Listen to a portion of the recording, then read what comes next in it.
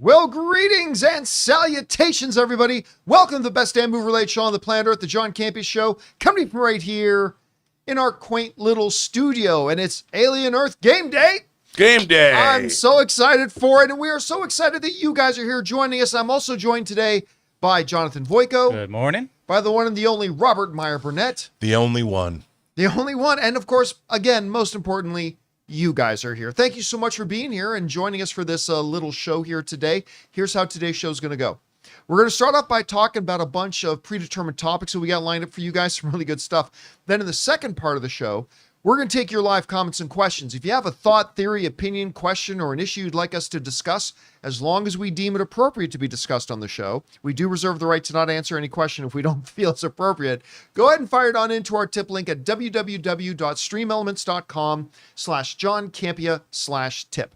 Now, here's the good news about the tip link. It's actually not only good when we're live, it's actually good 24 hours a day, 7 days a week. So if you're listening to this show on a podcast feed, say either on Apple Podcasts or Spotify or your favorite podcasting app of choice, or if you're watching this show a little bit later in the day, you can still send in a topic or a question. And if you send one in when we're not live, well, we'll just get around to answering it on the next episode. All right. Hey guys, listen, before we get started with the topics, I want to let you guys know that our first movie meetup is happening this Friday. Really? Friday, August the 15th at the, let me get this right, in the Phoenix, Arizona area. And it is at a theater called the Harkins Theater, Estrella Falls 16. So the Harkins Theater, Estrella Falls 16. And I've got my tickets to go see Nobody 2 at the 7:40 p.m. show. So I don't know if you've got this image here, Jonathan, you can bring up. So that's the theater. It's a nice Harkins. That is a a nice Harkins. That's even nicer than the front of my beloved Mountain Grove 16 Harkins. It actually kind of looks like the front of an AMC, to be honest with you. It looks really good. Dare you, but sir. Does it not? Am I wrong? You know. Right, so I'm going to be going to see the 7:40 of Nobody 2 on Friday night at the Harkins Estrella Falls 16. Is it booked in the CineX? Do they have a CineX screen there? I honestly don't know. Okay. I don't think it's a CineX. Is CineX, is that like the Dolby? That's like their version of Dolby. Okay. Okay. Yeah. So, if there's any of you in the area who want to buy tickets to the same movie after the movie's done, I'll be hanging out in the foyer and lobby afterwards and maybe out in front of the theater for like 45 minutes to meet and chat about the movies and anything. You want to go? Are you free Friday? You want to go? I don't know. I haven't even hit you up with it. You're finding out about this now. That's a long commute, though. That is a long commute. That's like 5 hours one way. But you're like, if you ever watch the old Shazam TV show from the Saturdays, they travel around, in a big Winnebago. They mentor the highways and byways of the lad.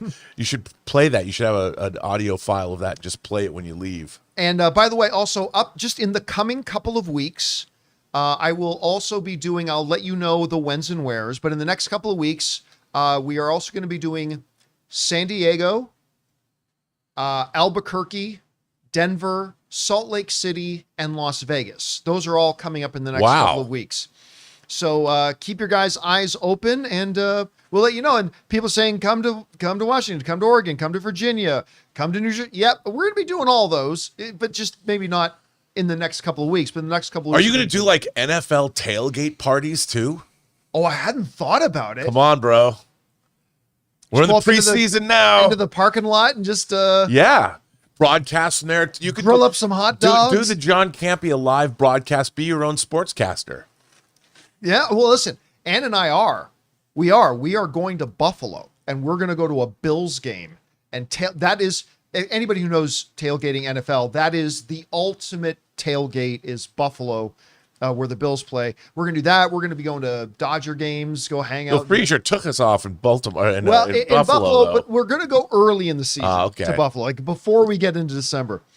Anyway, guys, with all that down, let's get on to some movie news here, shall we? We're going to start off with this. We know Universal shocked and delighted the world when they announced that Shrek 5 was indeed coming. Very excited. I know I'm excited. Our old workmate here, Taylor, I'm sure probably peed himself several times. At least. Several times over this. But But I got some bad news for you. Uh-oh. Now, we already got some bad news a little while ago where they delayed the release of it like 6 months. Well, they've delayed it another 6 months. And now it looks like Shrek 5 is going to be coming out like a year after what they originally said it was going to be coming out. They're palm-soning it. Yeah, this comes just from CBR, who write the following. They say Shrek fans will have to wait a little longer to return to the swamp. DreamWorks Animation has just pushed back the release of Shrek 5. According to Variety, Universal and DreamWorks Animation have delayed the release of Shrek 5 from Wednesday, December 23rd, 2026 to Wednesday, June 30th, 2027. This marks the second major release date change for Shrek, as the movie was first dated for July 1st, 2026. Like a year from now, it was supposed to come out. It was supposed to come out 1 year from now. Well, make that 2 years from now. However, Universal later pushed Shrek 5 back to December to give its July release date to Illumination's Minions 3. Now the tables have turned, as Shrek 5 has taken over the June 27th or the June 2027 date that Universal had previously reserved for an untitled Illumination event film, which that mysterious film project would now be set to hit theaters 2 months earlier on April 6th, 2027. Now, we can talk about what that Illumination one might be another time. Is it a Donkey Kong movie? Is it another Mario Brothers movie? We can figure that out another time. Here's the part I don't get, Rob. Here's the part I don't get. Now, you have to understand, for those of you who aren't involved in the film business, when you are making a movie, you bring on, at the very bare minimum, something, what do we call them, Rob? Line producers. Right? You bring on line producers. And sometimes you have teams of them whose basic job is to come in, go over the script, go over everything the directors want to do, take all the notes. I'm oversimplifying it, but it'll give you the idea, and figure out just how much this thing's going to cost, and just how long it's going to take to shoot, what kind of production time we need, what resources do we need to produce this, all this kind of stuff, and what's our timeline. And then they look at these things meticulously. When they budget it, they get it down to the hour, Rob. How much time is this going to take to make? Blah, blah. And then they have teams of marketers who come up with release dates, that after doing careful studies and research about what would be the best window for this. Now, sometimes the completely unexpected happens. Oh, you're sitting happily in this, I don't know, December 25th release date, and all of a sudden Star Wars announces that they're doing a Luke Skywalker, the later years movie, and they're going to release it on that day too. Okay, I get that. You couldn't have foreseen that. You obviously want to move your film. I get that. I understand that. Totally understandable. But this thing where they had to move it 6 months, and now they have to move it 6 months again. Like, is it that you don't have smart people planning it out, or do you not have smart people just sticking to your schedule? Now, Rob, I'm sure, before everybody gets mad at me, I'm sure there is an element to this that is the analogy of the iceberg. What you see of the iceberg is less than 1/10 of the actual iceberg, which is under the water. I'm sure there are things going on behind the scenes at Universal that maybe even necessitated this. But from a fan's perspective, Rob, because that's what I am. I'm a fan. And I've been looking forward to seeing them go back to Far, Far Away ever since the end of the last Puss in Boots movie when they teased it. Donkey. I'm frustrated. Like, this is the second time, and I have no reason to believe they're actually going to make this release date. I don't know. What do you make about this, the second major date change? Well, first of all, there's also bankers that borrowed the money to make the movie in the first place that are going interest payments. But I think, like, for Avatar 3, Fire and Ash was supposed to come out last December originally. But in the case of that, it's high frame rate and it's 3D. So they realized that the render times themselves would push that release date. They were going to be right up to the wire, and they didn't have any time to make any real changes. So they thought, okay, we're going to push it a year to give themselves the space. But they also had the cushion to know it's Avatar, so it's going to make, $2 billion, $3 they got billion. A little bit more breathing room. They have more breathing, more wiggle room. And so that was an actual production issue. It started out as a production issue.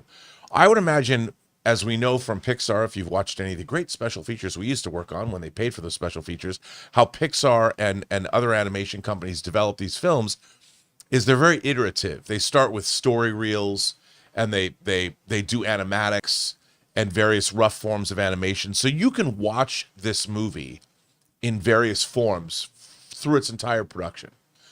They probably, I would imagine, it with this kind of a delay, it probably wasn't working as well as they. This would be my assumption. Yeah. That when they finally put all You're these saying the scenes stuff together, I didn't want to say. well, yeah, I mean, but this is the process. I mean, and they know that, so they can make the changes. And look, the Shrek franchise is too important and has been too lucrative. It's like the Toy Story franchise. It's Universal's equivalent of Toy Story. You know, they don't want to mess it up. They want to make sure it's great. And sometimes they'll pivot, sometimes they'll make changes.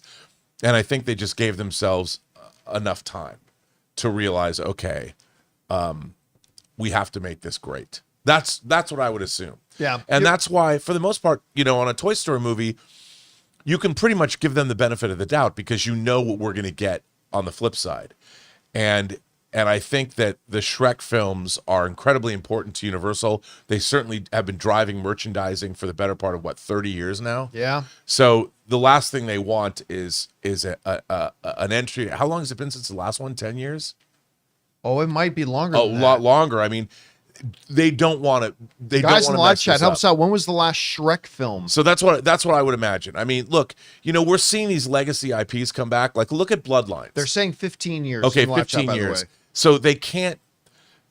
First of all, they have to justify this coming out. They have to justify it's going to be the most expensive Shrek movie ever made because of the amount of people that have to work on it, and so they can't leave anything to chance. It has to be good. Yeah. It has to. It can't just be good. It has to be great. And I think that they know that because Shrek has been driving It's a Universal IP that never stops giving. You know what? The real unfortunate thing about this is, what was the name of the last Puss in Boots movies? The Final Wish or something like something that? Last Wish. And that was Last good. Wish. It was good. No, it was really good. Yeah. I was damn pleasantly surprised by that movie. But that movie is now several years old. And the real shame about this is that any momentum, because I remember the end of that movie when they're sailing off and the camera pounds around and they're sailing to far, far away. I need to go see some old friends. And they see far, far away. I'm getting goosebumps just remembering that moment. Like, I was so excited about it. It's all gone. Don't get me wrong. It's not that I'm not going to be excited for Shrek when it does come out, but that momentum is gone now. And now it's going to be 2 more years before we get it. So it's just really, especially coming off of Shrek 3 and 4, which I don't think either was great. Still think Shrek 2 was the best one. I love Shrek 2. And so coming off of 3 and 4, which weren't great, but then you had that last Puss in Boots movie that was so good. You had some momentum going, and it's just too bad they're not going to be able to take advantage of it. Yeah. Although I think that depending on how good it turns out, you know, people will wait. Oh, it can instantly regenerate its own momentum 15 again. years, you got a whole new generation. Isn't it wild? Somebody born when the last Shrek movie came out is going to get their driver's license in a year. That's some crazy They shit. will have had their driver's license for a year by the time this movie comes out. They can drive themselves and their friends to the theater. Anyway, guys, question is for you. What do you think about this? Shrek 5 has been moved again, and it's now a full year later than when it was originally supposed to come out. Not a big deal, frustrated, whatever you guys think, jump down to the comment section below and let us know your thoughts. By the way, side note, just before we started the show, I mentioned to Jonathan, no tickets sold yet in that Harkins 740 showing of Nobody 2. Now 11 tickets sold in that. Wow. In that Harkins So you're welcome, theater. Harkins. So now You're well, yes, Harkins, send me a You got to get a check. case of beer so you can at least I pass. feel like he should at pass least get out like some- free concessions. Yeah, Yeah, they should at least give me something. Come on, Harkins, grease the wheels a bit here. Yeah. All right. they're like our unofficial. Other than AMC, we talk about them now. I got you talking about them. Now you got me I talking mean, about them. they should, you know, We give should us do some our love. own ticket watch. Yeah, for that's right. This one screening of Nobody 2.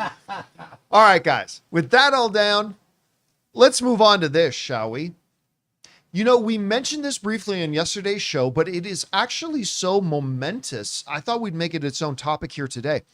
Warner Brothers, of all studios, has just set and broken an all-time Hollywood record with the debut of their new film, Weapons, that debuted to $42.5 million at the box office. That means, as according here to Screen Rant, that Warner Brothers has become the first studio in history with this box office record. What is the box office record? Well, Warner Brothers has set a monumental box office record as a studio, with Weapons marking its latest popular release. Opening on August 8th, the horror grossed $42.5 million at the opening weekend of the box office and became the latest movie from the studio to cross an important threshold. In addition to this great start, Zach Krieger's new horror flick has gone viral on social media, receiving strong reactions from moviegoers. What's the record? Warner Brothers now, with Weapons, is its sixth film in a row opening to over $40 million. Sixth film in a row to over $40 million. Is that a big deal? It's never been done before. Never. Even Disney, Paramount, Universal, like whoever else you want to bring along for the party, Sony, Lionsgate, whatever. It's never been done. Now, the films are in order of release. We can bring up my chart here. Minecraft started the party off with a $162 million release. Sinners then did great for what it is at $48 million opening weekend. F1 then had a $57 million opening weekend. Final Destination Bloodlines had a $51 million opening weekend. Then Superman had a $125 million opening weekend. And Weapons opening to $42.5 million. No distributor has ever had that happen before. Now, by the way, somebody in the live chat is asking a very understandable question. Fett's Hand is writing in the live chat, what about Marvel itself? That's a fine question. Marvel is not a distributor. Disney is its distributor. Marvel is just a production studio. They are not a distributor. Warner Brothers becomes the first overall studio to actually, with its distribution, to have 6 films in a row opening to $40 million or more. And Rob, it doesn't seem like that long ago. Yea, verily, it wasn't that long ago that we were at CinemaCon in Las Vegas. In April. Just this past April. And the hot word around town was that the two heads of Warner Brothers Studio, Abdi and DeLuca, were on thin ice and might be on their way out. Now, I first thought that maybe those rumors weren't true when they actually came out on stage. I don't think David Zaslav would throw them out on stage if they were just going to get fired the next day. At least I didn't believe so. But what has happened since then that they were about to lose their jobs? Minecraft, Sinners, F1, Final Destination, Superman, Weapons, all money-making movies and setting a new Hollywood record. Rob, records can come and go, and like any day you can pick out certain statistics, but this is actually a really impressive one. What's your takeaway from this? Well, it is really impressive, and if you look at them, with the exception of Final Destination, all of them were original films. Now, Superman, of course, and Minecraft are previously existing IPs, but these were the first films in their various stabs at becoming cinematic properties. Minecraft was unique. Sinners is original. F1 is original. Superman, first of DC Studios movies, and Weapons is original. Yep. This is a huge, 5 of these films, and if you really think about it, so Final Destination was a moribund franchise. 14 years had passed. And also, interestingly enough, if you want to throw a companion into the mix, which is part of Zach Kreger's Mafia, the Kreger Mafia, that came out in January, original film. It should have made a lot more money than it did. It should have made more money than it did. But Mike DeLuca got his start at New Line Cinema. He was an executive at New Line. Companion was New Line. Weapons is New Line. I think Final Destination is New Line. I believe you're right about that. So that's 3 movies that DeLuca was previously involved with at New Line. I met him when he was a young exec on Leatherface, Texas Chainsaw Massacre 3, when he was a wee lad back in the late 80s. So not only is Mike DeLuca and Pam Abdi looking to go for original, their mandate, working with top filmmakers making original IP, it's really working out for them. So that's great, bringing over Kaczynski and Jerry Bruckheimer and the Apple teaming up for F1. That was unique, because what's interesting is that what is coming out from Apple that's Spike Lee's new movie. With Denzel. Highest to Lowest. Yep. That's an A24 Apple team up. So Apple is not exclusive to any distributor. And by the way, for those of you, I think that opens this weekend highest to lowest. Oh, is it opening against nobody? It's opening against nobody. And for those of you out there who might not be interested, highest to lowest is another adaptation of Ed McBain's novel King's Ransom. Ed McBain did the 87th Precinct novels. And the first version of highest to lowest was Kurosawa's High and Low, which is one of Kurosawa's best films. So this is a readaptation of that original Evan Hunter, Ed McBain / Ed McBain was a pen name. I can't wait to see this, but it's only out in theaters for 2 weeks. And then it's going direct to streaming, which is odd. I mean, I find that wild. I don't know what that means, but Warner Brothers, they had global success with F1. I mean, it's closing in on $600 million. And A24 gets Spike Lee's new movie? I want to know, John. But I think for Warner Brothers, this is a great result. And I don't know. I mean, I keep looking. What are they going to do in September, October, November, and December? What's going on? I mean, I don't know what Warner Brothers release I don't know. is. Conjuring is going to open to 40 million. They might that I don't know if that's their That next one. trailer's a banger, though. It is a bit of a bang. Yeah. I mean, you're looking at what is that? The 5th movie in the Conjuring franchise? Oh, I lost count. It's probably not going to, but with horror, between Sinners and Weapons and Final Destination Bloodlines, it wouldn't surprise me. Yeah, what is that? 2 Conjurings, 2 Annabelles? Well, and then there was how many nuns were there? Was there 1 or 2 nuns? I can't. There was, you're the right. nun and the nun. Yeah, you're right. The nun and the nun reawakening. Rise of the nun. So anyway, the nunnening. the nunnening. I'm gonna make a shirt that So says say Warner Brothers is doing. They're eating good. the nunnening. Anyway, guys, question is for you. What do you think about this? I mean, Warner Brothers is kind of killing it. Like that is now 6 films in a row that have opened over $40 million. And again, that's never been done in Hollywood history by a major studio distributor. Whatever you guys think about it, jump down to the comment section below and let us know your thoughts. All right, guys. Black Phone 2. With that down, let's move on to this, shall we? You know, in Hollywood, there are big IPs, but there are also some very big character names, right?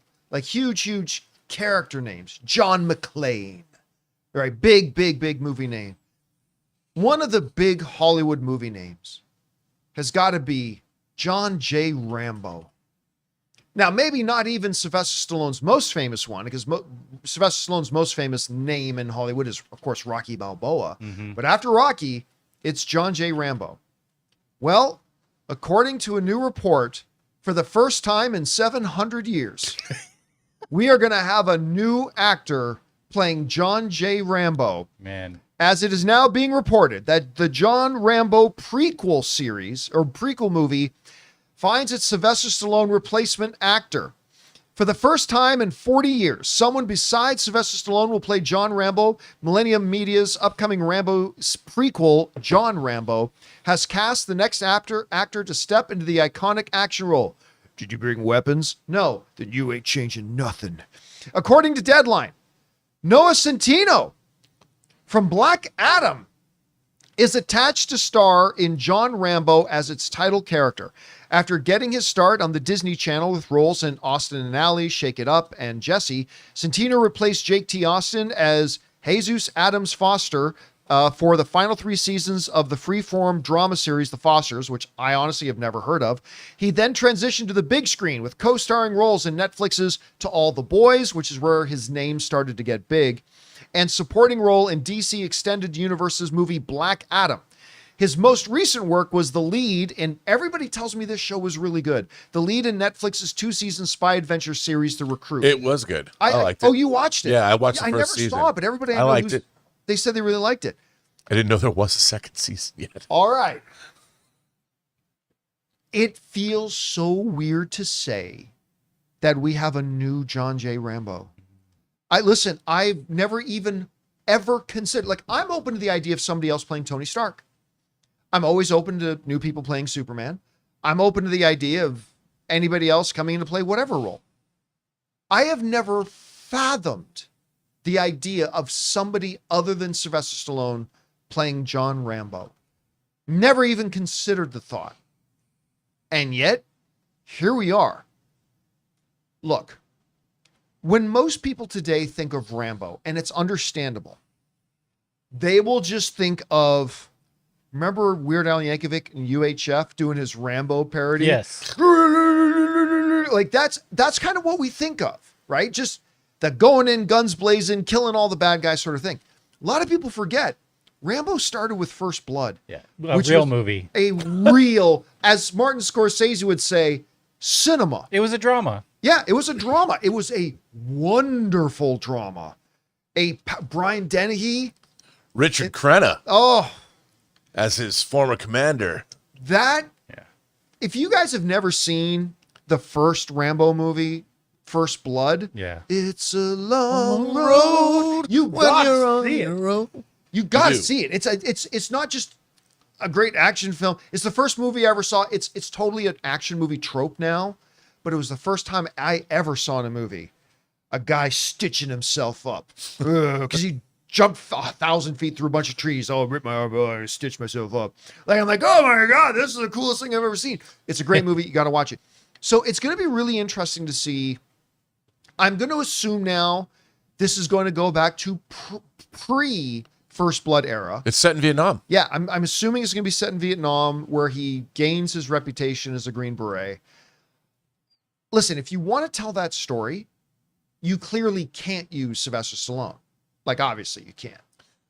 I wonder if you could do a young Indiana Jones thing where you have an old man playing Indiana Jones. You have Sylvester Stallone, let me tell you about my early days. And then it's Noah Centineo in the back. I don't know.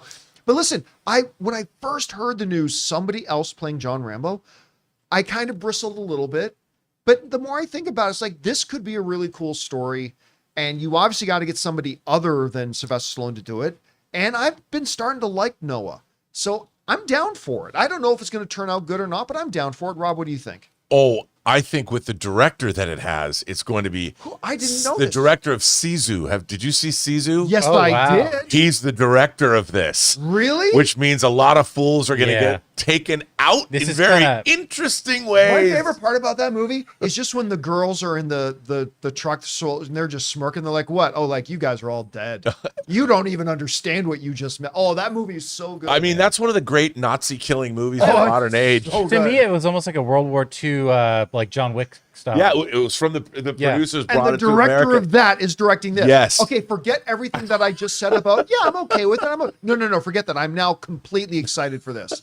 Now I'm stoked. I had no idea it was the same director. But you know what? I like the fact that it, according to the Rambo mythos, it's going to have to end in tragedy. Because when Yeah. he says in First Blood Part 2, he's like, do we get to win this time? Yeah. You know, so it's got to end on a losing note for poor Well, in old First John. Blood, you find out all of his friends are dead. Yeah, like Everyone it's who's going to be close to him is dead. But that means he can take some great vengeance in the movie. And well, maybe in the sequels. Well, no, but I mean in this, his friends yeah, all die, yeah. but he's going to get vengeance, but still his friends are dead. So I want to see the bloodletting and the mayhem is going to be extraordinary. I cannot wait for this. I am now, again, I was okay with it. Now I'm excited about this. All right, guys. Question is for you. What do you think about this? For those, I know there's probably a bunch of you, it's an older franchise now that have never seen a Rambo movie. And maybe for those of you who are familiar with Rambo, you only think of one kind of Rambo, but believe me, you got to see First Blood. Now they're doing a prequel series with the director of Sisu.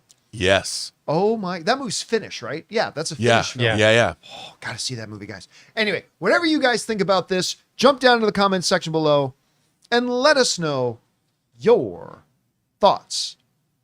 Ooh, Head Held Productions in Live Chat just came up with a great title for it. Rambo Before Blood. There you go. There's your title for it. Rambo, nothing is over. Nothing's over. All right. With that down, guys, let's move on to our next issue here, shall we? And that is this. Spider-Man, Brand New Day, is on its way. They're shooting the film now. Like, it's in production. They are shooting it. Tom Holland has been putting out set pictures and videos of himself. They're actually shooting the movie. And one of the things that we recently found out was the dude who played Scorpion, I think he was in Better Call Saul, the dude who played Scorpion at the very end of Spider-Man Homecoming. We only got one glimpse of him in the prison, then we never saw him again. He's coming back to play Scorpion. But this guy might be teasing that he's not just coming back as Scorpion. He might be coming back as Venom. Venom Scorpion, new Scorpion, whatever you want to call him. This comes to us from Comic Book Movie. Scorpion. Spider-Man Brand New Day actor Michael Mando teases Scorpion return and possible a venomous transformation. And basically we'll just skip down to his social media posts. Where's this? He put out the picture of himself in makeup with Scorpion tattoo on his neck and everything. But he also posted the cover of a comic book issue where Scorpion gets the Venom symbiote. There is that droplet. That did get left behind that they've never touched on before. Same shit, different symbiote. I don't know if it'll be that droplet that he gets or if they're going to do something else. But listen, look, does this mean that we're going to get Venom in Spider-Man Brand New Day? It does not automatically mean that. It could just be, look, maybe he just wanted to post a cool poster, a cool picture from the comics of Scorpion, and he just thought that was the coolest one. Honestly, it could be as simple as that. Or it could be him teasing that, remember, Sony is now done with the Venom movies. Tom Hardy's been very, very clear that that was the last ride. That final Venom one, he's loved doing them, but that was the last one. Sony is now done with Venom. There, therefore, is an open door that's, Marvel could come with hat in hand and say, excuse us, Mr. Sony, can we please use Venom? And Mr. Sony says, you know what? Yeah, we're not using them. Go ahead. Mr. Sony. Boom, boom, boom, boom, boom, boom, boom. And we get a Venom. Now, I already know what people are going to say if this is the case. They're overcrowding this movie already. I don't believe that at all. But it would be kind of fascinating if they did, and it would be the first time that we'd have Marvel doing Venom. And I think that would be something to get excited about. But it wouldn't be the classic. It wouldn't be the traditional Eddie Brock Venom. It's going to be a different Venom, but this still could be exciting for people. So, Rob, there's two different questions here. Question number one is, do you think Michael Mando is teasing that his Scorpion is going to be Venom Scorpion?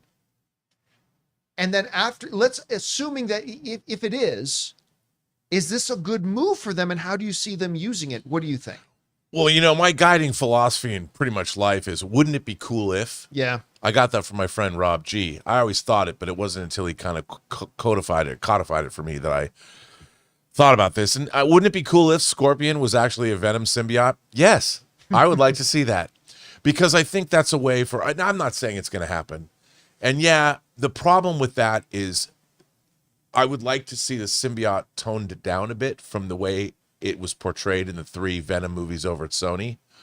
I think it might have to be a different version of that. But I could see that happening. So that I wouldn't put it past them to do it.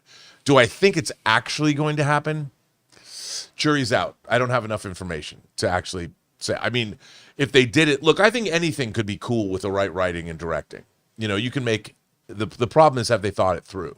And do they have a real great reason to make Scorpion alone could be very, very cool to see that character, depending on how he's portrayed. So you don't need to make him a Venom symbiote. You know, also could have been cool, Craven. You know, also could have been cool, Morbius. What about Madam Web? Could Madam Web have been cool? That could have been cool if they had done Madam Web the way we initially thought they were going. Well, yeah, with that could have been really cool. Yeah, they effed that. They nerfed it. Sorry, I'm not going to go negative. I'm sorry. But anyway, please continue. I'll go negative. No, but I think Scorpion's a cool character. We know that the Hulk, Scorpion. What I really like about this? I think this is going to be a much more grounded. You're not going to have Mysterio making holograms and he's fighting in the Tower of London or whatever. I like the idea that he has to reestablish. I'm surprised this movie isn't called Your Favorite Neighborhood Spider-Man or something. It's Spider-Man Brand New Day. They have to reestablish Peter Parker. There's a lot of interesting things from a story perspective. I don't think Spider-Man's ever been better than in the first half hour of Raimi's Spider-Man 1, where you got to meet Peter Parker and see his life and how he was dealing with everything. I would love to see, and Tom Holland's talked about this, that how they're bringing it back down. They're shooting it I love the behind the scenes practical stuff they're doing with him swinging. You know, they have that truck and he's swinging. I mean, I'm sure there's some great stuff there. I like seeing that they're bringing this stuff down because look, I would go back to Iron Man 1. I don't understand why Marvel doesn't go back to the joys of a character going through the stuff. And that's what Tony Stark did, and you loved that character, and it focused on him and his transition. I mean, even if you took Iron Man out of Iron Man 1 and just showed Tony Stark having a crisis of conscience, having to deal with getting his company back from his own mentor and Obadiah Stane, all that was interesting. You didn't even need it to be Iron Man. It still would have been an entertaining movie because of Tony Stark. And I think that they should do that with this movie because remember, Peter Parker doesn't exist. So you have to have a movie where what does a man whose entire identity has been erased, what does he have to do? Forget that he's Spider-Man. But what a nightmarish proposition to have everything that you ever knew about yourself, any validation you had, according to the world, he doesn't exist. And that's a really interesting existential story to follow Peter Parker on. Sure. And I agree. But you make that movie without a lot of Spider-Man. Well, the audience will not receive that well. I know, especially because it's the fourth movie. If it was the first movie in the franchise, but this is the fourth movie, and I think that alone, and I think that's why I don't think it's overstuffed, because each one of these characters is going to play into how Peter Parker reestablishes his identity, because Spider-Man's already established. But it's Peter Parker's relationship with Spider-Man that has to be rebuilt from scratch because nobody knows who Peter Parker is. So I think the core of this story is great. And I see Hulk Banner's probably going to be his new mentor in some way, shape, or form. The Punisher is probably going to get in his face about what's your methodology? How are you going to reestablish yourself? And then the Scorpion will be a villain that he has to take out. So I think there's a lot of really interesting story points that can happen in this movie. I'm excited about it, dude. As a matter of fact, I think I'm more excited about this movie than the other three previous Spider-Man movies, simply because they have a really interesting story at its core. By the way, I hate that we always have to go through this every time a movie's coming out.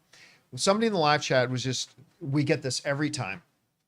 Said, well, this movie has Hulk, Punisher, Scorpion, the symbiote. How much screen time does this leave for Spider-Man? It's the same conversation that comes with all these movies. Look, let's go back for a second to Quentin Tarantino's Reservoir Dogs. That movie had Mr. White, Mr. Orange, Mr. Blonde, Mr. Pink, Eddie, Mr. Pink, Holdaway, Marvin, Mr. Brown, the sheriffs, DJ. But nobody thinks of Reservoir Dogs. Think that movie's overcrowded. There's no time for anything. Yes, it does. Every movie has like 20 or 30 characters. How many people were in Captain America: Civil War?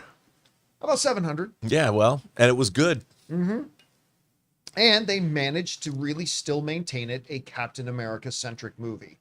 So don't worry. They could add 6 more characters to Spider-Man Brand New Day, and it'll still be fine. So don't worry about that. That part's going to be okay. I listen. My only apprehension about this new Spider-Man movie, because there's a lot I'm very positive on.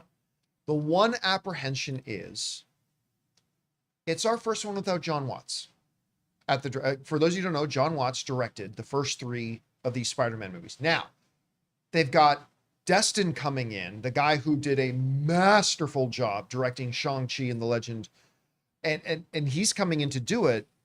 And so I'm sure he's going to do a spectacular job. But with the new director, it's going to have a new feel. And I really love those Spider-Man movies, the earlier ones. So it's going to be interesting to see how the tone shifts a little bit. Yeah, and also this is a quest movie in the sense that Peter Parker, the world has lost Peter Parker, and the world doesn't know it. And Peter Parker has lost the world. And Peter Parker has to go get the world back, just like the world needs Peter Parker back. And so when someone goes on a quest, they meet many different people along the way. Yeah. And I see that all of these people are going to, at least in the movie that I've apparently made up in my mind, I think it's going to be good. Well, I'm looking forward to it. Guys, question is for you. What do you think about this? I mean, it's now being teased by the actor that we could see him not only as Scorpion, but maybe as Venom. Would you be down for that? Is that what you think he's suggesting? Or do you think it's very possible we're all just reading into it too much? That's possible too. But whatever you guys think, jump down to the comment section below and let us know your thoughts. All right, guys. With that down, let's move on to this, shall we? You know, one of my absolute favorite guys in this entire business is Alan Tudyk. I love that guy. He never fails to delight me when he's on screen. There's also this one great picture. I've had a chance to meet. I've got two great Alan Tudyk stories. Okay. One is I was at Comic-Con a bunch of years ago, and I was in the press area where all the different press rooms are, where all the different movies and TV shows were holding like press interview areas in different rooms. And I was heading to one particular room for, I think it was for a Marvel movie, right?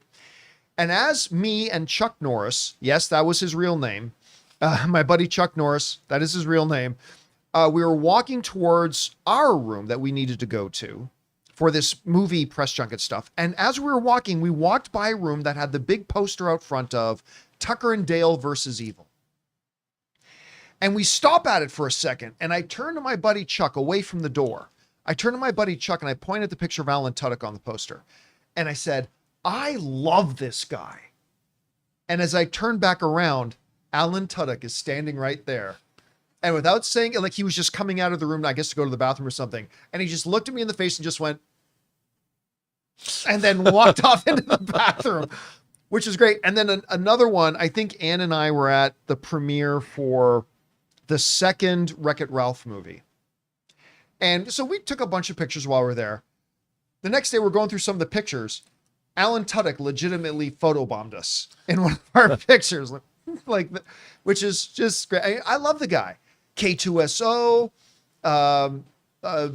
What's Firefly? Well, I'm a leaf on the wind. Yeah. Firefly and Serenity. What does that end with his name being in Superman?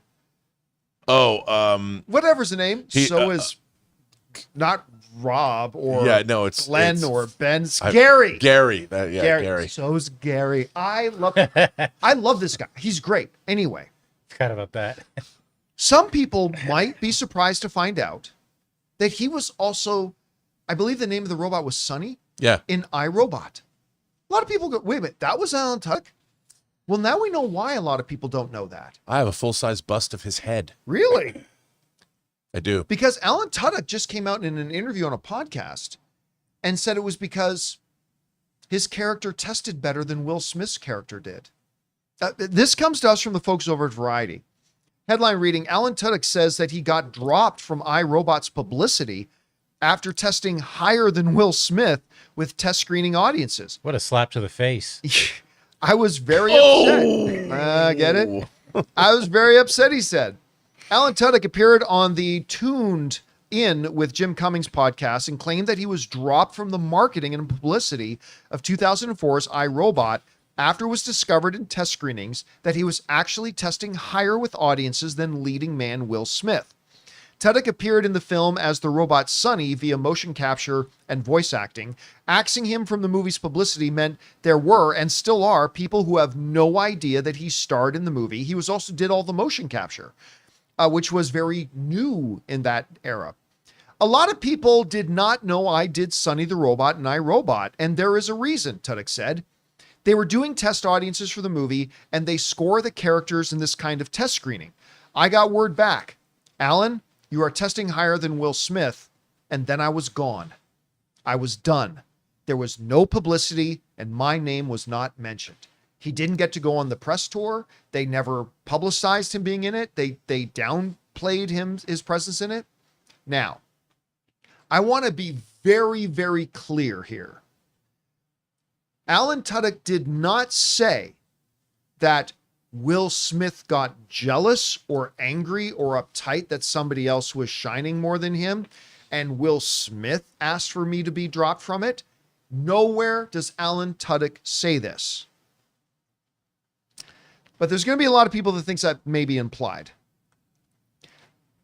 So let's, with the understanding and the blanket understanding that Alan Tudyk did not come out and directly say it was Will Smith who asked for him to be removed. But if it was,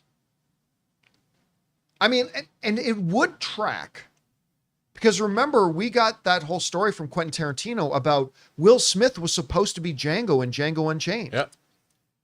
But he, after reading the script and the breakdown, he thought that Christoph Waltz's character was getting too much of the cool stuff to do. And he thought more of the focus should be on him. So he didn't do it. Now, Will Smith has earned a place in Hollywood that he gets to be picky and choosy about what he wants to do. I have no problem acknowledging he has earned that right to do that. Sure. 100% he has. But did he have that right in 2004? And if, under the theoretical possibility that he was the one who asked for Alan Tudyk to be released, that's pretty bitchy. That's pretty awful to take that away from the guy. Now, listen, it is also very possible that the studio itself may be, hey, we're trying to really highlight Will Smith in here. Yeah. And it might have been the studio totally without Will Smith's knowledge. I would actually lean towards that. Yeah, that is a very strong possibility as well. So before you rush off and make any assumptions, I will say that if it was Will Smith that did it, that's pretty crappy. But I also think, like Jonathan, there's probably a pretty strong chance it might have been an above Will Smith's head. It feels very analytical. Yeah. To get, and then you come to that conclusion. That's why I say that. Because, Alan Tudyk wasn't really, Alan Tudyk is not an A-list star today, but he's certainly bigger today than he was in 2004. So anyway, Rob, you hear about this story. How do you interpret it? The movie's called I, Robot. Yeah. I mean, yes. and so the thing is, the most people would celebrate the fact that in this movie you have a robotic character you have a robot character that becomes a central focus of Will Smith and the rest of the film. And the fact that Alan Tudyk did such a great job bringing this character to life. Remember, this movie, what year? 2004? 2004, I think it was. Okay, you're 5 years, you're only half a decade away from the beginning of Jar Jar Binks, which is one of the first digital characters. Gollum had been in Lord of the Rings in 2001, 2002, 2003. 2004, we'd never seen a robot character brought to life this way. And it made the film successful. If Will Smith was less petty than he is, and I'll tell you why I think he's petty in a minute, I'm sure it came from Will Smith. Because why wouldn't the studio say, hey, we have a great new digital character that's brought to, I think ILM did the animation too. So the effects, everything that was in this movie, really well done. It showed that Will Smith can hold his own, or a robot can hold their own against, or a visual effect can actually interact with a character. Will Smith is a very gifted actor, and I love Will Smith. Oh, he's a generational kind of, I think he's great. Look, he's won an performer. Academy Award.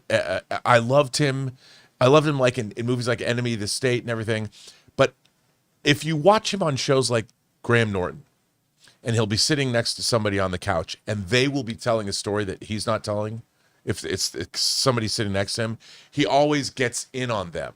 He's always like commenting in the middle of their story. He'll say something and kind of insert himself in, or comment on the, and I watched that, and there's one in particular, I can't remember who the actor is, and it always struck me out. I'm like, why didn't you let the guy tell the story? I understand that you're a comedian, but you're on a couch at a talk show. And Graham Norton does a really good job. But Will Smith, it was that one performance on that one episode of the Graham Norton Show, because I love the Graham Norton Show, that just put me off. And that was that one thing that I look at that actor and I'm like, why do you need to do that? Well, maybe Why? he thought he was helping. Maybe he thought It's true. Yeah. It's true, but you got to give people there on the Graham Norton Show of all shows. People that chime in know when to chime in, because you got to let people tell their story. And so, look, I could be totally wrong, but there's no way that at that point in time in 2004 that they would downplay that effect, that they would downplay the robot in iRobot. It would have to be somebody who comes up and goes, and you know what? Great actors don't need to say, hey, I'm not going to let, if Alan Tudyk did all of this motion capture, Will Smith himself, as a stand-up guy, would have said, you can't remove him from the publicity tour of this. He did all this work. The movie's called iRobot. We worked together. It's all the work that we put in. Here's a question, though. Fellow actors. Not a rhetorical question either. Right? Here's a question. Did Will Smith in 2004 have the juice to tell a studio to pull an actor out of the publicity? Yes. Think so? Yeah, I do because look, he'd already done Independence Day for Fox. They're one of their biggest grossing science fiction films ever. And look, Will Smith, I think, was Enemy of the State like 1998 or something. He was a star, man. That was a good one. That was I mean, Will Smith was on the but the thing is, I can understand that you can be also fearful of the fact that a motion capture special effect is overshadowing you. But the thing is, you have to be smart enough to know, of course, a special effect is the audience would love. Just because Alan Tudyk got high scores doesn't mean Will Smith is any lesser. People still love Will Smith, but they'd never seen a robot like that before. And that you have to remember that if that robot wasn't good, if people didn't love Sonny, the movie would have failed. Well, I do want to point out, and that movie's pretty good, even though Akiva Goldsman wrote it. Yeah, it's not my favorite one, but I like it. Pretty good. But keep in mind, though, they never downplayed the robot. No. I mean, when you look at the marketing, they highlighted the robot a lot in the visual effects. Right. They just didn't highlight who it was that was playing maybe the it. flip side of it is they just didn't want anyone to know that there was a human being behind it. Maybe they didn't want to humanize it. Yeah. Could be. Okay, though, yeah, that's a possibility, too. But I think actors are petty and they do shit like that. I think people in general are petty. They are. They are. Look, in summation, he's guilty. I'm just saying, I would not be surprised because, like I said, when you look at the Django situation, when you look at the Matrix situation, those are other instances. It does track the pattern of Will Smith, so I wouldn't be surprised to find out that it was Will Smith that did it. But I'm just saying, I also wouldn't be surprised to find out if Will Smith actually had no idea what was going on about it, or even knew about it or cared about it. I wouldn't be surprised by that either. And also, Will Smith also has to be careful because he did wind up in movies like Wild Wild West. And there was probably a level of insecurity with him. Like, he took a chance. Alex Proyas directed this, which, was, I love The Crow and knowing he's worked with actors. But there's probably also, he wanted to hedge his bets because this was a risk for him. When you take a big, it's a star turn with him as the star. Will Smith is the star of this movie. He took a risk in that when you are in a film that's so incumbent on effects to work, that's a risk. So I will give it up for him in that way as well. I mean, he did take a chance. He did make this movie, and I think it's respectable. I don't think it's a great movie, but it's a really good movie. I like it. So look, I'm going to say in general is this: I'm going to choose to believe that Will Smith did not have anything to do with Alan Tudyk getting kind of pulled out of all the publicity of iRobot. But if it was, I count myself as a Will Smith fan. So I'm going to be pretty disappointed if we ever do find out that it was him that had him pulled out. Anyway, guys, question is for you. What do you think about this? Did you know that was Alan Tudyk as Sonny in iRobot? Whatever you guys think about this whole thing, jump down in the comments section below and let us know your thoughts. All right, guys. With that down, let's move on to this, shall we? Well, there was a little bit of a disturbance in the force yesterday. I felt it. Yeah, and I think the world felt it.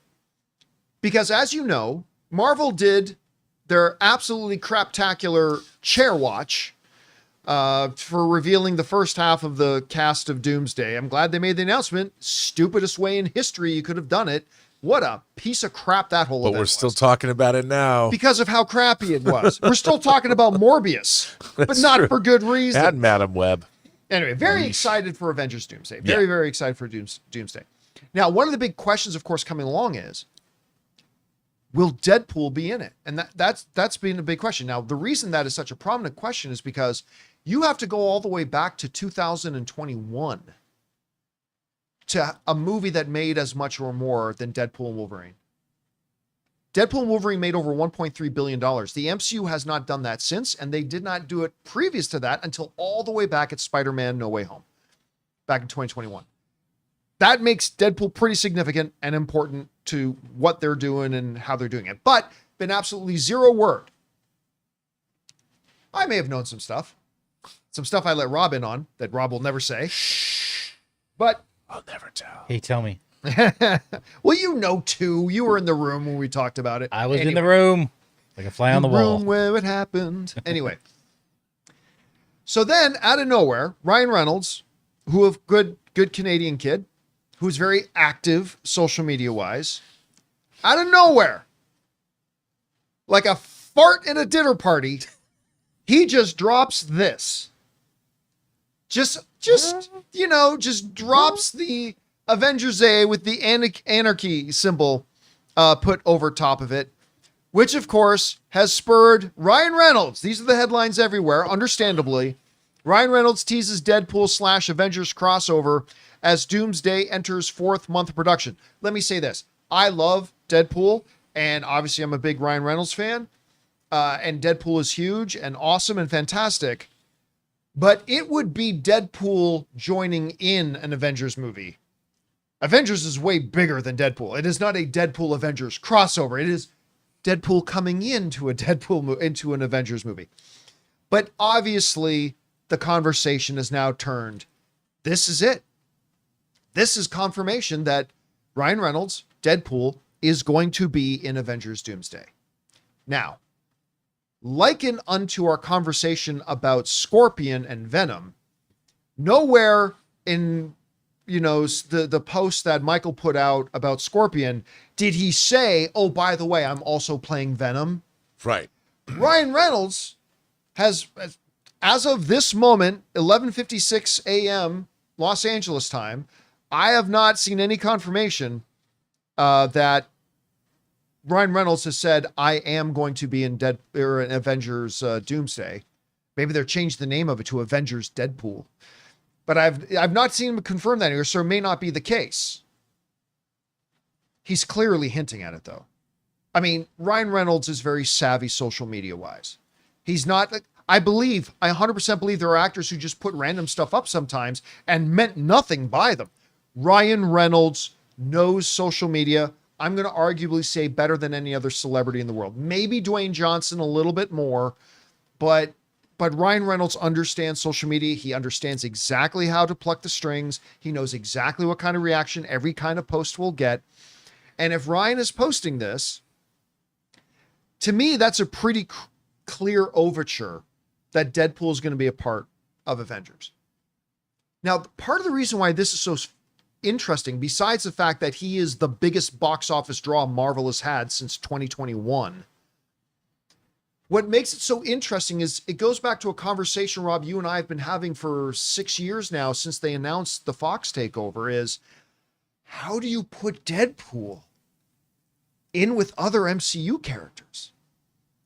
Because if you either got to let Deadpool be Deadpool, which is going to make those movies R-rated, or you got to come up with something very creative to tone down Deadpool to the point that he's not Deadpooling as much, the Deadpoolining, and it fits more in with an Avengers thing. Because listen, I don't believe Deadpool at any point in this movie is going to scream at Shang-Chi, shut your red leather wearing ass up before I stick my dick in your mouth. Like I just don't see that happening in an Avengers movie. I just don't see it happening. So it's going to be really interesting. If he is indeed popping up in it, how are they going to fit him in? Are they going to literally break fourth wall and censor beep him, which I've always thought would be kind of funny. Yeah. Are they going to just have him use language that won't ruffle the MPA, but is clearly, maybe you do so. There was a movie once where somebody was trying to swear, but they were in a different world where every time they try to swear, it was The Good Place. Whenever she tries to swear, they say forking. It comes out as a cleaner word. Maybe they're going to do that to him. I don't know. But anyway, Rob, you hear about this. 2 questions. Is Ryan Reynolds just send up the flare in the air that Deadpool's going to be in Avengers Doomsday? If so, how do you see him fitting in with an Avengers lineup? What do you think? Well, first of all, I've always maintained, and I still believe this, that both Wolverine and Deadpool are in this movie because they're bringing the Fox X characters back for a final hurrah. And I think that the way that they can fit Deadpool in the film, I think the stakes in this movie are going to be huge because you're dealing with ultimately the collapse of many universes that lead into Secret Wars. And if they follow, I'm just going by the comic. Yeah. And if the Secret Wars storyline is followed, if they go with Hickman's Secret Wars and Doom creates Battle World, and you're testing all these heroes, and I think that the situation's going to be so dire that Deadpool will come in. First of all, he is a great fighter, and he is a great he's resilient because you can't really hurt him. So they had that line, Deadpool kills the Marvel Universe. They had right. that Fred entire Hendricks. storyline Yeah, about it, you can totally do that. And I think that you could make Deadpool come into, if the X-Men are fighting the Avengers, like some people have talked about, or they're fighting Doom, or they're fighting somebody, and Deadpool suddenly finds his way in, and like he's almost like a last-minute save, like Han Solo and the Falcon at the end of Star Wars. He could come in and literally, like as the apocalypse is happening around him, fight in where the stakes are real. If you make the stakes real, and we're seeing the deaths of, I don't know, Cyclops again. I don't know what it is, but if the situation is dire enough and you drop Deadpool in the middle of it, he has to rock and roll. So there's not a lot of time for quips, but I'll bet you they figure out a way to include Deadpool and make it poignant to the point where, because he loves the X-Men, and if he's seeing people that he loves and admires taken out and he gets angry and he's going to be one that he knows he's going to survive, or for whatever reason, they could use him in a humorous way, but they could also use him in a poignant way because he's probably going to have to watch Wolverine go out too. And I can imagine that last hurrah or whatever. Can you imagine Wolverine and Deadpool are the only ones left and all the other X-Men are dead or whatever? The universe is coming down, collapsing around them. And, the last thing is this Hugh Jackman's Wolverine going out and Deadpool can't save him. I mean, and then you're going to have the ultimate Ryan Reynolds Deadpool quip line that's going to make the whole audience cry. I could see that. I'm getting chills just thinking about that. I wish people would let me make stuff up like this all the time. How fast in the marketing, if Deadpool does end up being in Avengers Doomsday, how quickly in the marketing do you have him repeating the line, "I am Marvel Jesus"? Or something along those lines. I think there's the line you use. Yeah. In the midst of all this mayhem, Deadpool shows up and he's looking at the X-Men fighting the Avengers or Doom or whatever, and he shows up and says that. That's like the equivalent of On Your Left in Avengers Endgame. The audience would love it. That would bring down the house. And then asking Chris Hemsworth, "Why were you crying?" Yeah. something along those lines. And finding him. Oh, dude, you just solved it. That's got to be marketing right there. I'm telling you. Anyway, guys, question is for you. What do you think about all this? I mean, it seems like Ryan Reynolds just confirmed, again, got to put a bit of an asterisk beside that he might be a part of Avengers Doomsday. Again, he is the single biggest star they've had in the MCU since 2021. No MCU movie, and there's been a bunch of them, has made nearly as much as Deadpool and Wolverine since that time. I mean, he's kind of the biggest star right now. What do you think about it? How do you think they're going to use him if they do? I think they're good if they have Chair Watch 2. I hope so. I think they come in together. Well, here's the thing. I was thinking both be in it. You know how in Chair Watch, it ended with Robert Downey Jr. in the chair? I think if they do Chair Watch 2, it's going to be Ryan Reynolds in the chair. I still do not believe Hugh Jackman's going to be in it. Oh, again, I don't know that for fact. I'm just saying, as a fan speculating. I'm willing to bet you It's $1 actually million. Internet dollars. It's actually going to be Hugh Jackman in the chair.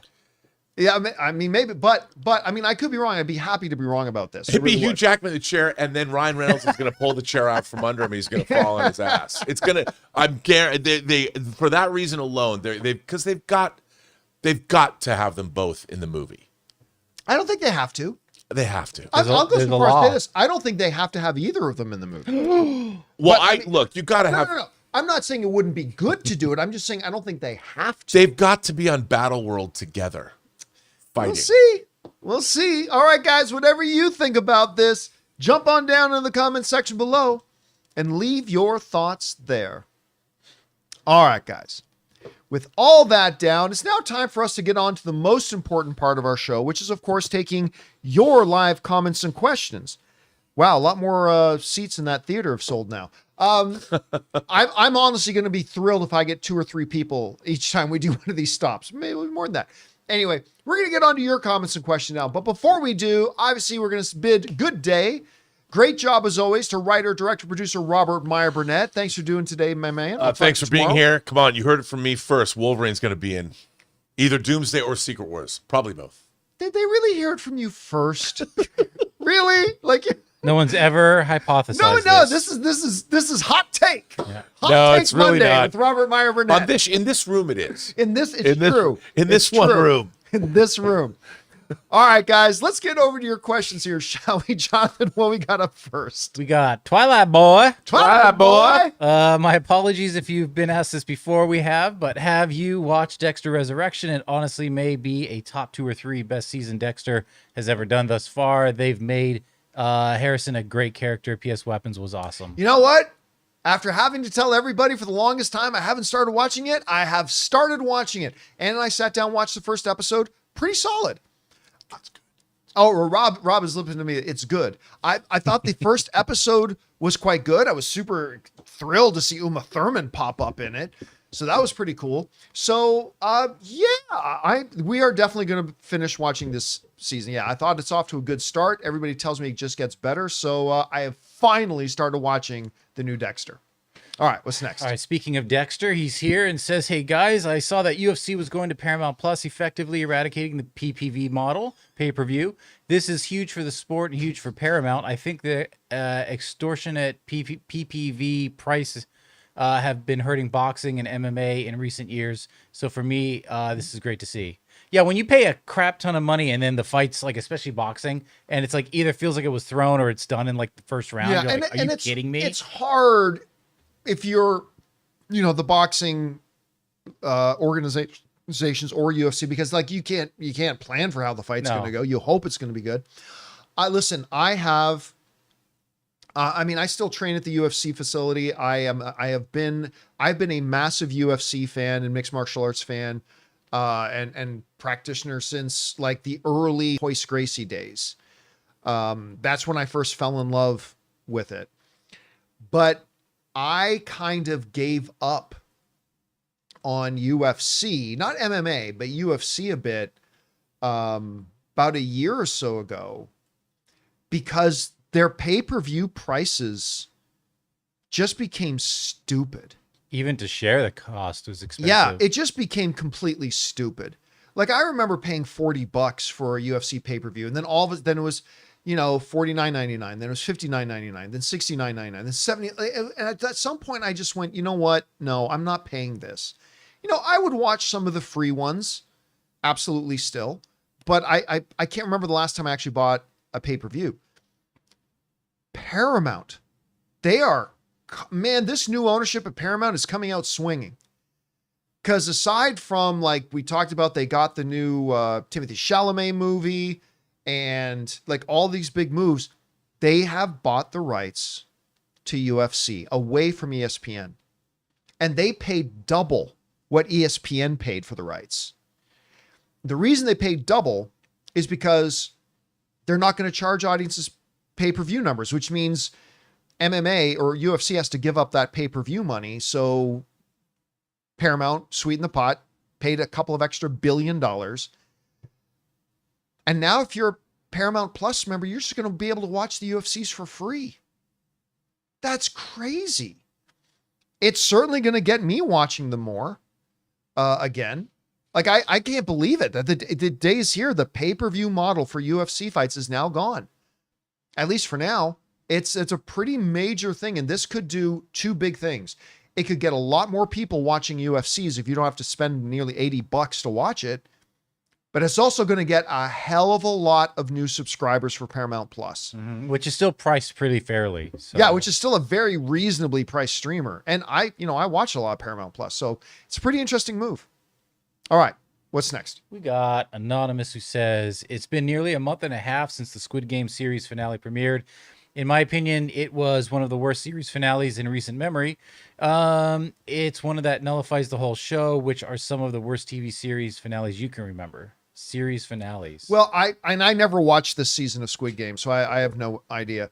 I think, obviously, whenever you're talking about worst series finales, everybody goes to Seinfeld. Right? That's the go-to. Even Seinfeld makes fun of it. It was like for such an iconic, brilliant, all-time show. That was such a terrible finale. Like all time. Yeah. Terrible, terrible finale. Somebody saying Sopranos, nonsense. The finale was great.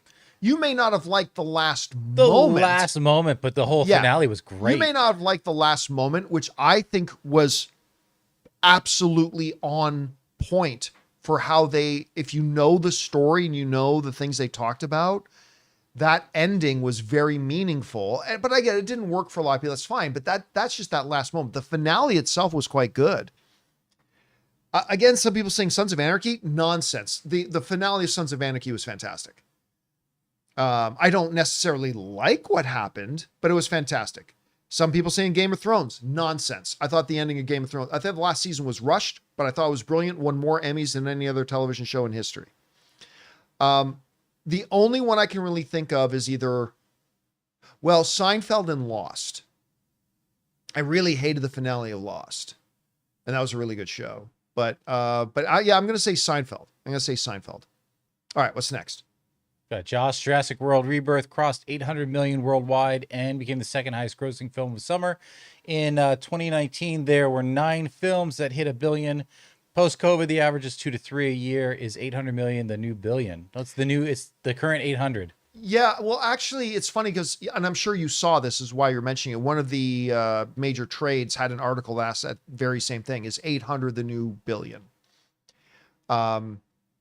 Listen, it's just a reality. There are fewer people going to the movies today than before the pandemic. It just is. That's just a statistical fact. There's no arguing about that. That's not an opinion. That is a statistical fact. That after the pandemic, not everybody started coming back. And then once it did start to build some momentum, the strikes happened. Yep. Which I have a lot of friends in both the Actors Union and the Writers Union. And I'm very, very pro Actors Union and Writers Union. But they could not have picked a worse time. And it did damage to the industry as a whole that has not been able to be recovered. I mean, from. it changed the face of our show, honestly. You know? It really did. Yeah. 100% it did. We could go into all the reasons why, but then we'd be here all day. I'm just saying, like, it affected a lot of people. But yeah, I mean, I was having this very discussion with somebody online earlier who said, yeah, Spider-Man, what was it? No Way Home came out after the pandemic, and it made like almost $2 billion. That means that everything's fine. That means everything's else just an excuse. Dude, the year before the pandemic, there were like 8 or 9 movies in 1 year that hit the $1 billion mark. It started to becoming so frequent that people started to think that the $1 billion mark was just what the norm should be now. Remember, that's like, guys, it is still a very exclusive club getting into the $1 billion club, right? But it kind of suddenly became the new, if you don't make $1 billion, you're not really successful, which is stupid. That's a ridiculous thing to think, but that's what a lot of people started to think. But yeah, I mean, it's just part of the reality. It's just not as many people go to the movies today as used to. Now, can they get the momentum back? They were starting to get the momentum back, and then the strikes happened. Can they get the momentum back from that? Well, maybe. I mean, we're seeing something like Warner Brothers just did something that no studio's ever done before. This year, they've launched 6 movies in a row that have made over 40 million. That's a good sign. The Fantastic Four has made more money than the previous 2 MCU movies that have made. That's a good sign. Superman made more money than the last 6 or 7 DCEU movies did. That's a good sign. So there are optimistic signs, but it's going to be interesting to see how it unfolds over the next couple of years. All right, what's next? We got seconds from disaster. After my girlfriend got home from seeing Freakier Friday with her sister, I decided I had enough time to get to the next showing of Weapons, so I went. Holy hell, I'm glad I did. The movie was super intense from start to finish. 10 out of 10 for him. Yeah, I don't know that I'd say it's a 10 out of 10. Actually, I know that I wouldn't say it's a 10 out of 10, but I really enjoyed that movie. I thought that is a well-told, brilliantly narratively written, like beautifully paced, and creepy as hell at times. Listen, again, anybody who hasn't seen the movie will not understand this reference at all, so it's not spoiling anything. I've never had the sound of a door opening freak me out nearly as much in any movie ever in history than it did in this. If you saw the movie, you know the scene I'm talking about. Just the sound of a door opening creeped the hell out of me. Yeah, totally loved it. Anyway. All right, what's next? Evan says, "Hey guys, love the show. Love the show." He says, "My Thank you, question Evan. is about Universal's 2026 slate: Super Mario 2, The Odyssey, Shrek 5, Jordan Peele. Not Shrek 5 anymore. Yeah, not anymore. But still, Jordan Peele's new film, the Daniels film, and oh yeah, Steven Spielberg's UFO movies are all out next year. How do you expect the slate to perform?" It's hard to say. It's really hard to say. I mean, again, obviously Mario 2 is going to do very big business. The Odyssey is going to do very big business. I don't know about Jordan Peele's film because I don't know anything about it. I don't know about the Daniels because I don't really know anything about the movie. Like, we're going to have to get into the year, start seeing the marketing and how those things are coming together. I don't know, but it is shaping up to be a really interesting year. But no Shrek 5. No Shrek 5. All right, what's next? All right, we got Alex who says, "There's a rumor going around. I love rumors. That part 2 of the Avengers Doomsday cast will be revealed August 27th. Yeah, I don't know how reliable that rumor is. I'm not saying it's not. I'm not saying it's not happening. I'm just not putting any stock in it right now because the originating source of that rumor. So I don't. Maybe it is. Maybe it's not. We'll see. Look, we've all known that at some point we are going to get a follow-up cast announcement, right? We've all known that. They've pretty much said that. So just when is it going to happen? Not sure, but it could be soon. It could even be August 27th. All right, what's next? Brandon Salad. "Hey crew, just wanted to say thank you for recommending Weapons. Without John's and Rob's hype, I probably wouldn't have seen it. It's become my favorite film of the year. Also caught up with Barbarian, loved it. Really appreciate the John Campea Show. It really is special that, you know, as a community, it's like we get excited about the things we love. If you're just kind of not talking about it with people, you don't get hyped. And then this kind of hypes you up and gets you into it, gets you into the directors and the storytelling. It's a great. One of my constant favorite things about us doing this show, and this is true of the John Campea Show, Collider Movie Talk, AMC Movie Talk, For Your Consideration, the movie blog, all that, is that in our conversations, we get to put projects on people's maps that maybe weren't thinking about it or maybe hadn't even heard of. Yeah. And we get to have movies and TV shows put on our radars by our viewers that I had either not heard of or had not considered watching, and then hearing. I mean, how many times have you guys seen on my show where I've gone, you know what? I wasn't going to watch this, but I heard from a bunch of you about it, so I went to go see it, right? That is one of my absolute favorite parts about doing the show, is that people discover new stuff from us and we discover new stuff from our viewers. And that's one of the coolest things. A great one was like Interior Chinatown when I heard about that show. And I was like, dude, I love that show. All right, what's next? Brandon said, no, we just did that. James Hoffman finished reading Project Hail Mary. Nice. Okay, I absolutely loved it. What a beautiful and compelling story. Cool sci-fi mixed with heart and emotion. I'm more excited for the movie now. I continued my journey through it yesterday. I'm about halfway through now. I am loving this book. You know what? And I'm glad I'm listening to it on Audible, because there's so much technical jargon in it. I fear I might have ditched on it if I was just reading it. But the audio read by the performer doing it is so good. It's just, I'm loving it. I cannot wait to finish it up. All right, what's next? We got Jaden. John, thank you for a show that I can come home after work and relax to. I think Tobey Maguire plays Spider-Man again, Secret Wars. If they did another Tobey movie in a crazy scenario, what would you want to see after this many years from an older Spider-Man? No, I don't want it. They did it. They gave Tobey and Andrew, who is my favorite Spider-Man, by the way. I mean, I love Tom. I love Tobey. It's 1A and 1B. Like, I love them all, but Andrew's actually my favorite Spider-Man. But at any rate, you already did it. Now you already did the big thing where you brought Tobey and Andrew back. That was their swan song. That was the big farewell that they never got to have in their individual iterations of Spider-Man before. And they did it.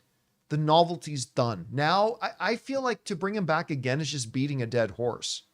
Now, I say that, but would I be open to them introducing a new Spider-Man series of films with Andrew Garfield? I'd be totally open to it. But I mean, you already did the big thing where Tobey comes walking through the portal and Andrew comes walking. You already did it. So I think listen, Tom Holland is Spider-Man now. It's his turn. It's Tom Holland's turn as Spider-Man.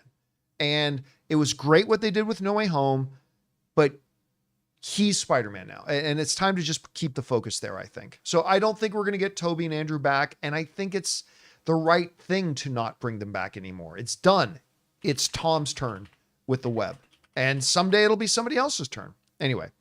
All right, what's next? All right, we got Abe Froman here, the Sausage King of Chicago. John, I found your channel a year ago. Love it. Thanks to you and the team. First time writing in with an AMC gripe. They claimed 25 to 30 minutes of ads, went to a 7:15 show, walked in 10 minutes later, 7:25, and it had started. Please, John, let AMC have it. Yeah, go ahead. My first question to you would be, was it any kind of a special screening? Right, that's true. Because Ann and I, like, we know that we went our first, what did we see the other day that was a slightly early fan screening of it? It might have been Weapons. I can't remember. Fan screenings and Fandango events. Yeah, and we understand that might not be the events. normal runtime, right? So you got to be aware of that. Is this just a standard, normal, regular screening, or is this some kind of special screening, right? You got to be aware of that. Now, when I open up, what ticket do I have right now? Let me open up my AMC app.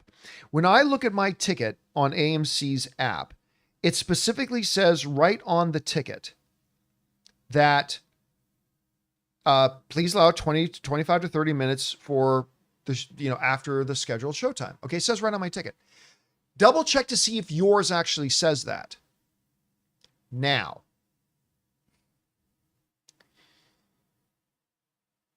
if it was just a regular screening, normal, buy tickets, come see the screening, and it says on your ticket, showtime start, the movie starts 25 to 30 minutes after the scheduled showtime. And your scheduled showtime was 7:15, and it actually just started 10 minutes later that, and you missed 15 minutes of the movie, 20 minutes of the movie. That's a problem. It's unacceptable. Because you, AMC, told me that the movie doesn't start at minimum until 7:40. You said 25 minutes to 30 minutes after showtime, showtime 7:15. That means you told me that at the earliest, this movie starts at 7:40. In reliance on what you said, I walked in at 7:40 and I missed 15, 20 minutes of the movie. What I would do if I were you in that circumstance is be polite, be nice, don't be a dick. Don't be a dick, guy. Don't be a dick, guy. Come on, buddy. Go up to the customer service desk in the theater, ask to speak to the manager or the assistant manager on duty, and express the issue. And again, be polite, be nice, say, hey, I bought a ticket for the 7:15. Says right here on my ticket, movie showtime starts minimum 25 minutes after showtime. That means 7:40. I walked in at 7:40 and I found out the movie has already been on for 15 minutes. You just ruined my evening. Don't say that. Say, I planned around this. I relied on this. And I need to know what you're going to do about it. Two things are going to happen. One, that will be passed along. Because believe me, in the theaters, complaints like that do get passed along. Not necessarily that everything gets acted on, but things do get passed along. And number two, hopefully they will try to make it up to you. I've had very good experiences with movie theaters when something negative happens to me as a customer, where they have either given me a complimentary pass to another movie or a free popcorn thing, because, and you deserve it because you've been inconvenienced.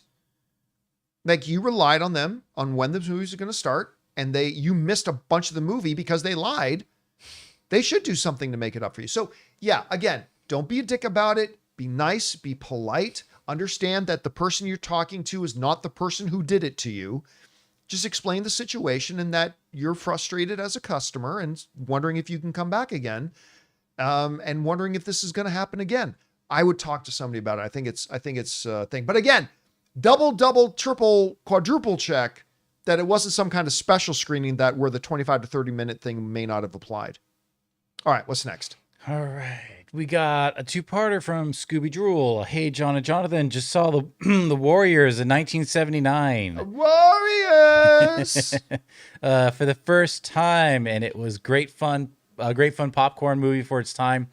I wonder, would the modern remake of the Warriors work today? Yes or no? A P.S. Thank you, John, for answering my two-part question yesterday. I feel better with your advice. Everyone should have a friend like you. All right, true story. True story. It's funny that you asked that. True story. I was.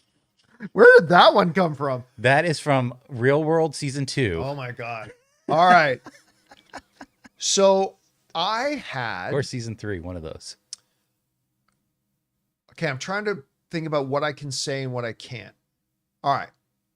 I was having a barbecue at my place and happened to have a director over whose name you would probably recognize. And they literally got a call and stepped out for a bit because we were hanging out in the kitchen. There's a few people there. We're hanging out in the kitchen. So he stepped out, took the call, came in, and I'm just like, everything good? And he says, we are pitching doing a Warriors remake. I'm like, the Warriors? Yeah. Like, Warriors, come out and play. Like that Warriors? He goes, yeah. We're talking about it, and we're just set the next round of meetings. Like we're already into it, and we set the next round of meetings, and this may happen. It might happen. Now, it didn't end up happening. But yeah, so it's kind of funny that you asked that. So the answer is there were a bunch of people in Hollywood who did not think it would actually work out today.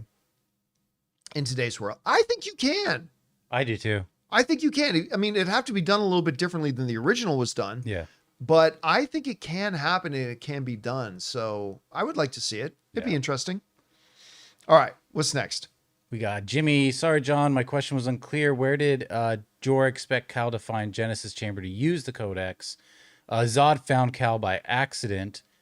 In case he did, I want to make sure I'm reading this correctly. In case he did, wouldn't genetically superior Kryptonians inadvertently wipe out humans or relegate them to slavery in a few generations? There was a Genesis chamber in his ship that he found. Remember, he found the ship in the ice. There was a Genesis chamber there already, which was obviously Kara's ship. We know as readers and whatever that was actually Kara's ship, Right. From several centuries earlier. And there was a Genesis chamber on board there, and he would have known. Jor-El would have known that that's where Kara's ship was. Probably one of the reasons why they knew about Earth and decided to send him to Earth in the first place. Now, did he know that there was the possibility of something completely tragic and horrible happening with mixing some Kryptonians in with Earthlings? Oh, I'm sure he knew that was a possibility, but hoping that passing on the right teachings and whatever to his own son, that maybe it would be okay. So yeah, you know, as a father, you just kind of hope for the best, man. Hope for the best. All right. What's next? I mean, rumor is that Marvel's gearing up for another Chair Watch cast announcement at the end of the month. I think we'll see Tom Holland and Ryan Reynolds in that list. Do you think Marvel will announce Chris Evans officially or leave it as a surprise? First of all, again, don't count on that 27 thing. It is possible. It is possible, but don't file it in your head. Don't count on that. File it in your head that might happen, but I'm just saying don't count on it, but it could. I don't expect Tom Holland's going to be in Doomsday. Again, I don't know that for a fact. Nobody's told me that. This is just me as an average movie fan speculating and guessing, and I could be totally wrong. I don't think Tom Holland's going to be in it. But if there is one on the 27th, 100% they will officially announce Ryan Reynolds, who just basically did it himself already. But yes, if that does happen on the 27th or whenever it happens, 100% Ryan Reynolds will be a part of it. All right, what's next? I mean, follow up. I recently got the opportunity to design a poster and presentation for a TV show pitch from a pretty big studio. Nice. They gave me the script for the first episode to read. It was my first time reading an actual legit script for an unannounced project. My question is, what was the first real script from a legit studio or real filmmaker that you got a chance to read? If you can share, what was it for and how was the script and how did it feel receiving a real script for the first time? The first, I think I could be wrong about this, but I think the first legit script that I had leaked to me and given to me, it was for a movie that was still like almost a year away, and it was still in the final bits of production, was the I think it was Sam Worthington and Liam Neeson Clash of the Titans. Is that what it was called? Or did they call it something else? I think it was Clash of the Titans. Yeah. I think it was a direct remake. Yeah. It was the Clash of the Titans. That script got leaked to me, and it was actually a pretty cool feeling.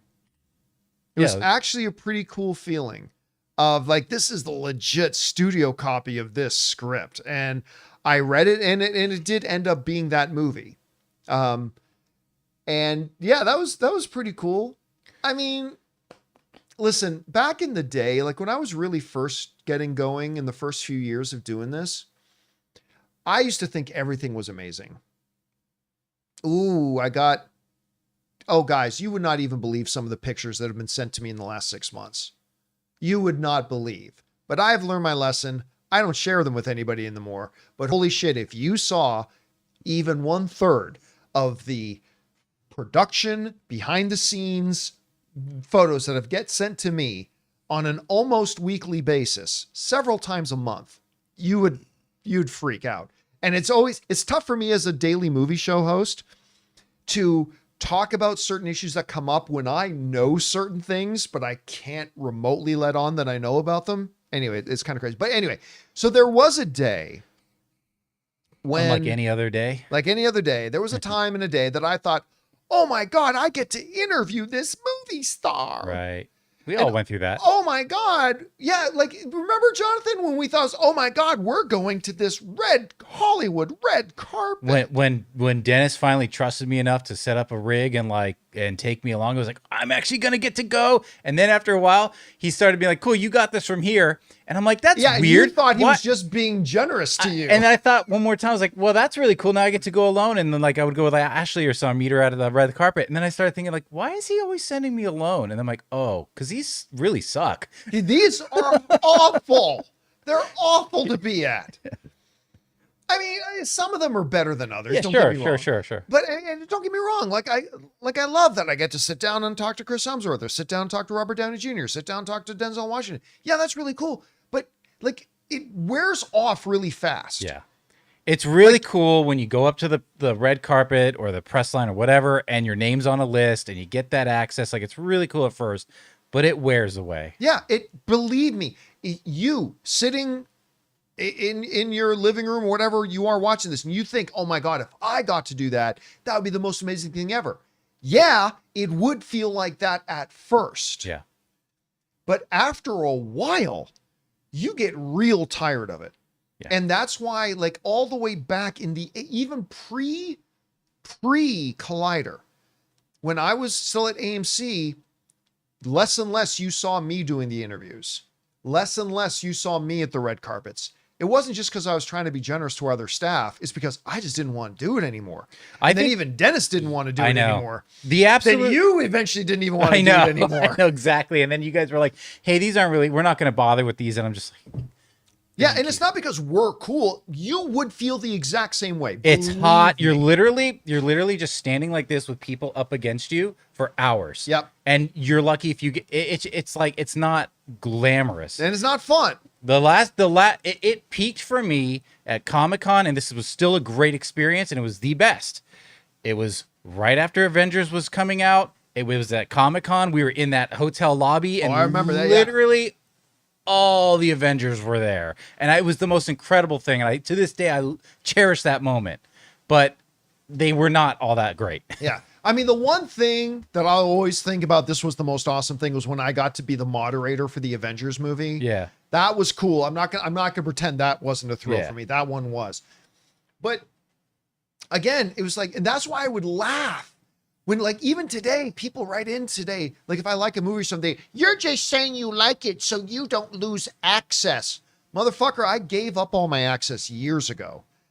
I don't go to any, I still get the invites, but I do not go to any press events. I do not go to press screenings. I don't go to interview opportunities. I don't do any of it because like you may think access is this cool thing. Believe me, you would get very tired of it very quickly. And we did. And I think everybody else in our industry does.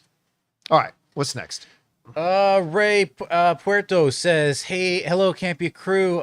Superman will be released on digital on Friday instead of August 26th. Is this a financial decision, and will it hit 600 mil?" You know what? Somebody I think sent something to me earlier today about that it's coming out. Where did it go? Yeah, Superman coming to your homes on Friday, August 15th. Now, that's not streaming on HBO Max. That's going to be if you want to spend $25 to rent it. Which I'd still rather go to a theater. But yeah, that won't affect the movie going as much as when it does drop on HBO Max. That'll kill any theatrical thing. So, I mean, I don't think it's going to get I don't think it's going to get to 600 million. I mean, it's possible because I think it's almost at 580 now. Let me just double check here for a second. I think it's almost at 580. And that doesn't even include last night's box office. Oh, yeah. Yeah. So it's at 580 now. So it's got 20 million more to go. I don't think so. It's still possible, but I don't think it gets to 600 million. I was hoping. I 650 felt like the stretch, but I thought 600 is doable. We'll see. I mean, it is within striking distance of 600. Yeah. I don't think it gets there, though. All right. What's next? Okay, we got Cody Hunt Films. Okay, hear me out. Zach Krager directs a new Nightmare on Elm Street starring Austin Abrams, the junkie in Weapons. Based on the dream sequence in Weapons, I think his sensibilities will translate well. No, thank you. I don't want to, yeah. We just had a Nightmare on Elm Street reboot a few years ago with the dude who played Rorschach. What's his name again? He played Rorschach in The Watchmen. He was also in Bad News Bears. Oh, that's right. What's his name I again? gotta bring it up. Freezing on. But yeah, I honestly Jackie Earle Haley, who is a great actor, by the way. He's really good. His career had gone disappeared and then got resurgence. I'm so happy. But honestly, look, I know this is going to be an unpopular thing to say, but it's true. The day of Michael, Jason, and Freddy are gone.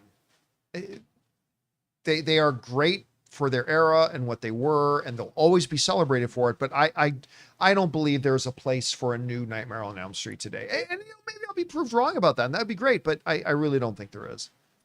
All right, what's next? All right, Scoundrel of the Art says, hot take, blinded by nostalgia, quote unquote, has become a lazy straw man used whenever someone prefers something older. It's not nostalgia if I can explain why.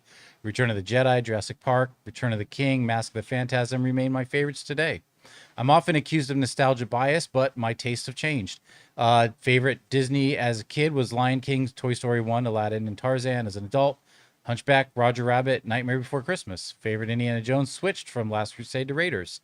Things I loved as a kid but hate now. Power Rangers, Haunted Mansion, Osmosis Jones. Oh my God, Osmosis Jones. Max Keeble, Big Fat Liar, Jingle All the Way, Revenge of the Sith, The Santa Claus. Jingle All the Way might have been in Kangaroo Jack. Things that I hate as a kid but I love now. Disney's Hunchback, Roger Rabbit. I've always loved Secrets of NIMH. Oh, Secret NIMH has always been. I used to watch it on a weekly basis. Nightmare Before Christmas, Disney's Atlantis.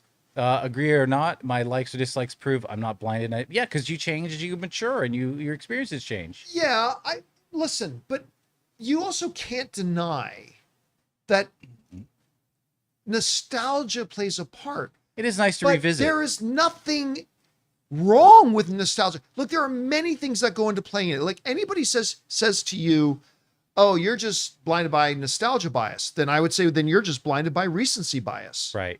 See how that works? I can say things too. I can say things. You have recency bias then. Like there is nothing worse in film fandom. And everybody's been guilty of this. Everybody has been guilty of this at one point or another. There is nothing more frustrating to me in all the years that I've done this that is as frustrating to me in film fandom than people making excuses for why you don't like the same thing they like. Like for me, it's all film is subjective. Art hits us all in different ways. That's a great thing. It's wonderful that you have different tastes than me. That's a great thing. But for so many of us, it happens. And again, we've all been guilty of it at one point or another. It's, oh, you didn't like a movie I liked? Well, it can't possibly be because the movie isn't awesome. It must be something else. It must be something about you. Therefore, create whatever excuse you need to about why the person just didn't like a movie as much as you. And instead of just saying, oh, you just didn't like it as much as me? That's cool. I mean, it sucks. I mean, I loved it. I wish you did too, but you don't. That's okay. Movies hit us in different ways. Instead of that is, you just have nostalgia bias, or you just didn't understand it, or you just hate whoever the filmmaker is, or you're just like, nothing tells me you're an idiot more than when you start making excuses as to why somebody else doesn't like it. Now, it's different when somebody admits a reason they don't like it. Oh, I just hate that guy. Okay. So it's not really the movie you have a problem with. You just don't like the guy. I mean, so that happens. But I mean, hey, when people just say, you know what? I watched the movie and I didn't like it. Like, that's why I try to tell people who are fans of the new Superman movie, and they get all upset about all these people. Like, if there's people that don't like the Superman movie, all these Snyder Bros. It's like, hold on a second, time out. Yeah, they may not be Snyder Bros. They may not just be Snyder Bros. Like, Superman's a movie. That means it's subjective. That means there are going to be people who honestly went into the movie hoping to have a good time, and it didn't work for them. And there's nothing wrong with that. You can't just lump everybody in together like that. So, like, for me, it's like, oh, you didn't like Superman? Okay, well, I wish you did. I mean, Man of Steel's still my favorite, but I love Superman too, and I wish you did, but you didn't. That's okay. So, yeah, it's just, people got to stop making excuses about just accept film is subjective. They may not like the same thing you did, or they may love something that didn't work for you, and that's okay. Anyway. All right, what's next? The Tick. We all talk about filmmakers and actors who will have a bad day at the office, but is there anyone who you think has only had one great day at the office? For example, that comes to me is Neil Marshall, director of The Descent. I mean, I hate to say it, but Neil Blomkamp, District 9? No, because his most recent, the car racing game one. Gran Turismo. Gran Turismo was actually pretty good. All right, yeah, you're right. If it wasn't for Gran Turismo, because then it'd be Elysium Chappie. I would have said he was a one-hit wonder, because I did not like either Elysium or Chappie. But then Gran Turismo came out, a movie I had no expectations for, and I actually quite enjoyed that one. You know who else I hate to say it about? But John Heder, the guy from Napoleon Dynamite. Mm-hmm. I remember after Napoleon Dynamite, everybody, and he was great in that, but everybody thought he was like the next big thing. They even tried to put him in a comedy with Will Ferrell, like a co-lead with Will Ferrell. It was called Blades of Steel, where they played the figure skater. Yes. And what's her name from The Office was in that too. Oh yeah. She played Pam. Who played Pam? James Gunn's ex-wife. Yep. And just, it never works. So there's kind of a hit of a one-hit wonder. But as far as directors go, man, I'd have to think about it. That's a really good question. I'd have to think about it. Anyway.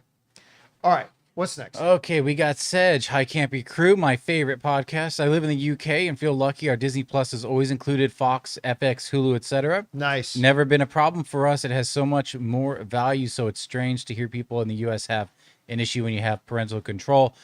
That's a great, to have all that together is great. Yeah. There, I remember when like all the streaming networks were coming out, stuff like that, our viewers in India would write in and say, guys, we've got Star.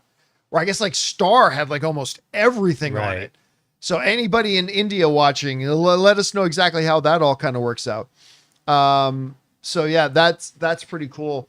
I think it's a good move that Disney Plus is just absorbing Hulu and bringing Hulu into it. I think it's going to make for a better experience for people. And again, we have parental controls, guys. Don't be so worried about it. You've always had a television that your kid can turn on anything anyway. Have parental controls. You'll be able to use them. All right. What's next? Dead Avengers. How to get Deadpool in Avengers? Have him show up, but someone else drops an F-bomb in front of him. Deadpool gets upset because that was the one F-bomb allowed in the movie, and he gets bleeped and comments on it otherwise. Yeah, I mean, while that would be funny, Like, are you having, and it bleeps him, kidding me? there is no way that Deadpool doesn't get the one F-bomb. There's no, I mean, what you just suggested is pretty funny, but there's no way that they don't give Deadpool the one F-bomb in it. They like, I that would be a massively missed opportunity. They'll definitely use it because they broke the seal with Guardians 3. Yeah. He says, open the door. And I think they'll make a joke out of it in the movie where like Deadpool will, I've only got one F-bomb I can drop and I'm tempted to use it now. And then at some point then there's going to be a part in the movie where he like, you think he's going to use the one F-bomb because he keeps pointing it out. Yeah. And then at some point in the movie, it'll just cut to him and go, fuck. And then that'll be it. So they'll do something like that with it, I think. All right, what's next? Sedge, the thing that is unfortunate for us in the UK, though, is that we still don't have HBO.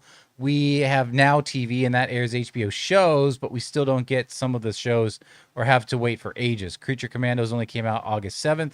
I've learned so much from you, John. Yeah, I have heard that now the further expansion of HBO Max is on their roadmap now. So hopefully there's a lot of places in the world that have never had HBO Max are going to be getting it soon. They've not released any kind of timetable for it, but here's hoping it's sooner rather than later.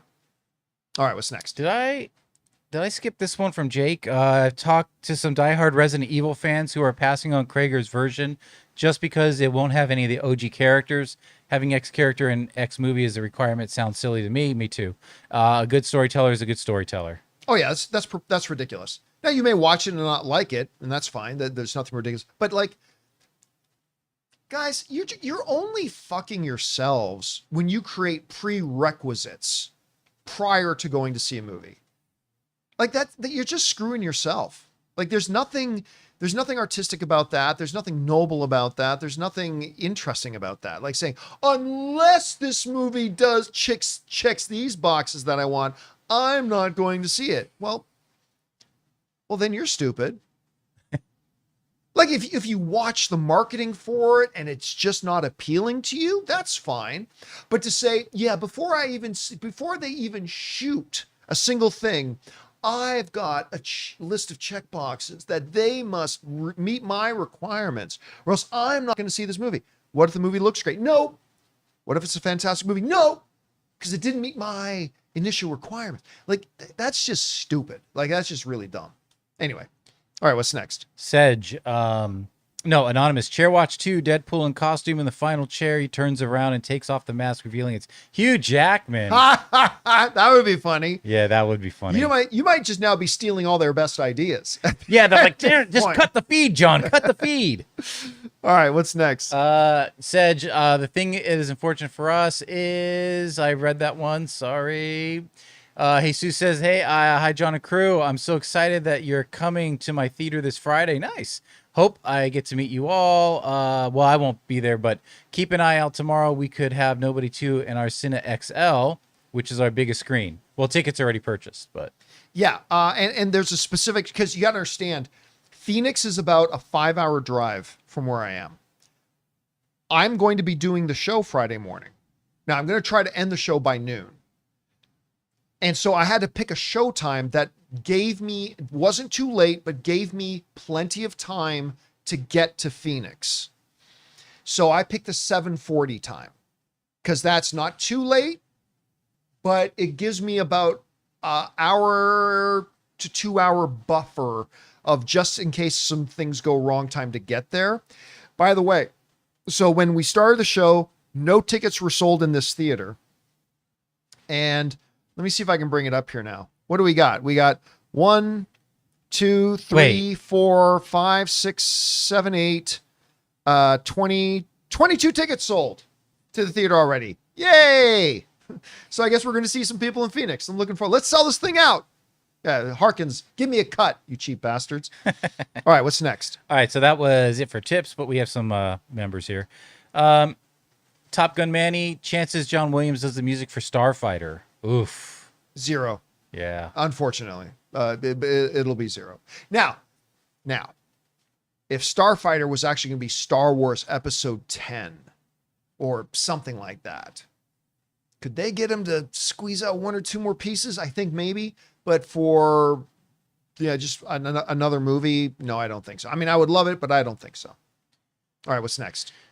Joe, hey, John and crew, hope your day is going great. Well, it's a game day. Alien Earth comes out tonight. Are you excited as I am? And didn't see if you will be doing an after show for it. Hope you are. Thanks. Bring on the filthy. I'm definitely not doing an after show for it for tonight's episodes, but I will, because Ann and I are taking our first overnight trip in the new van. We're taking our first overnight trip tonight in the new van. Now, I'll be back in time for the show tomorrow. So I'm going to be watching Alien Earth from the van at the campsite tonight. And I will do and record a quick out of theater reaction, if you will, to the first two episodes. And I'll definitely put that up tonight from the van. But I won't be doing so.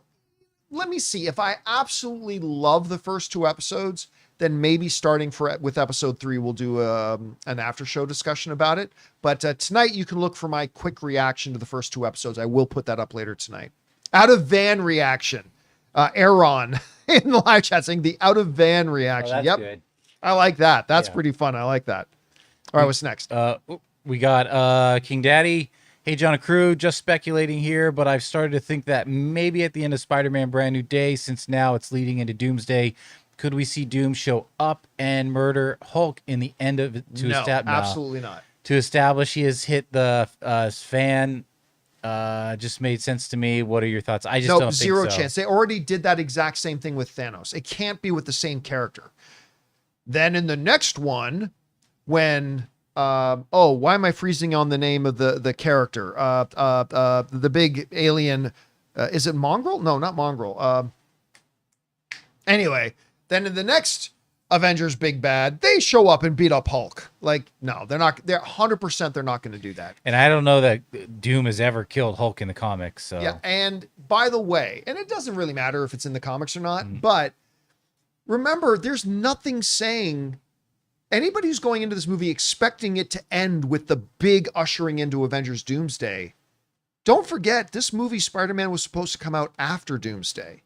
Don't forget that. So I'm just saying, don't start developing these expectations that, well, at the end of this movie, they have to open up a portal and Dr. Doom has to show up and they have to, well, that could happen. We also don't know. But don't expect it. We also don't know if those images were real a few months back where it showed like the Hulk village for like Avengers Secret Wars. Well, we don't know if those images were legit or not. Yeah, we don't either. know. Yeah, we just don't know right now. Yeah. But no, I don't see Hulk. They already did it with Thanos. How do we introduce Thanos and establish Thanos as a big bad? Have him fight the ultimate guy, Hulk. Great. You can't now do it again with the next villain. Like, it's got to be somebody else. Maybe it's Captain Marvel. Maybe it's Sentry. Maybe it's, I don't know, somebody else big and powerful. I have no idea, but it won't be Hulk again. All right.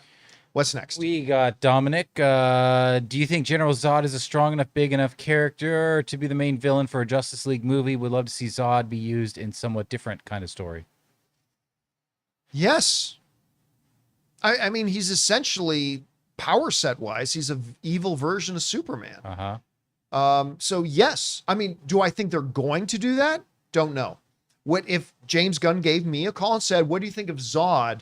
Not just as the villain of the next Superman movie, but rather Zod as the big threat. Maybe Zod and one or two other Kryptonians as the main global threat for Justice League. Yes. Yeah, I could totally see that. I'm not saying it's the only thing to do, but I would be totally down for that. All right, we got last one. Yeah, we got one more here. Ronnie, do you think half the stuff in the DCU will have shelved like oh wait, hang on. Do you think half the stuff in the DCU have been shelved like Waller, The Authority, Paradise Lost? I don't believe they've even announced a writer yet, or they're just being quiet till it's finished and the movie moves from development to greenlit. He's being very conservative about his announcements, James Gunn. Extremely conservative. I think he's pretty dead set on doing The Authority. But again, he is not going to announce any movie or any project until they have a fully completed 100% banger and ready to go script.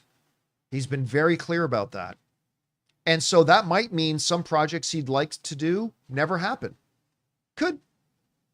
So maybe Waller happens, maybe it doesn't. Maybe the Authority happens, maybe it doesn't. And I'm okay. As long as the quality that they put out is top notch, we'll all be good. And all right, guys, that'll do it for today's installment of the John Campea Show. Thank you so much for being here and making our little show part of your day.